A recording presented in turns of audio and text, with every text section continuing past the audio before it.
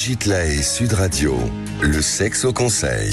Eh bien, Gérard Salama, on va parler du point G. C'est le fameux Graal de la sexualité féminine. Alors, je sais, ça serait formidable de pouvoir appuyer sur un point précis pour obtenir à coup sûr l'orgasme féminin, mais c'est pas comme ça que ça marche. Et en même temps, le point G, c'est certes pas le starter du plaisir féminin, et donc il n'est pas indispensable de le connaître, mais je trouve que c'est quand même intéressant de peut-être un petit peu s'amuser à aller chercher quelque part de ce côté-là. Et je crois quand même qu'il y a suffisamment de femmes qui disent qu'elles ont un endroit un peu plus sensible, qu'il faut arrêter de dire que ça n'existe pas.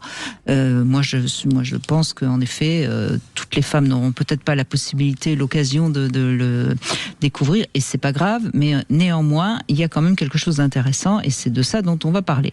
En fait, le point G, ça serait plutôt la zone G, qui correspond à peu près à une pièce de 2 € et qui se trouve donc sur la face antérieure du vagin, très près de l'entrée, à quelques centimètres.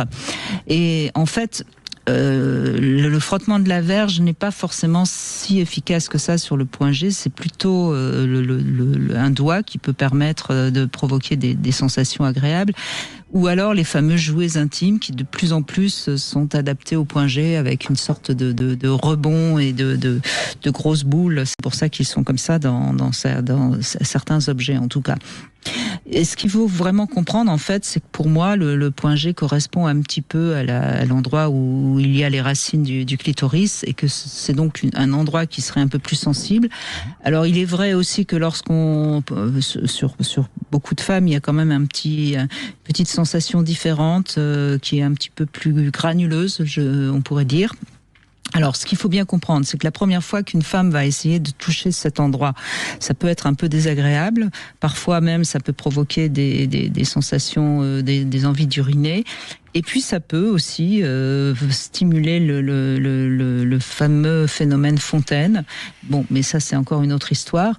En tout cas, je crois ce qui est vraiment intéressant, c'est que ça peut être une occasion d'aller un petit peu explorer, si je puis dire, à l'intérieur du vagin. Ça peut être une occasion pour les amants de jouer un peu plus voluptueusement.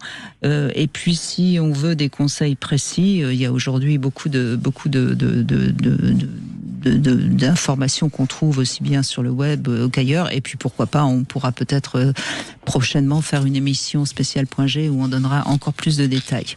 Mais en tout cas, c'est toujours intéressant d'aller explorer un petit peu. Voilà.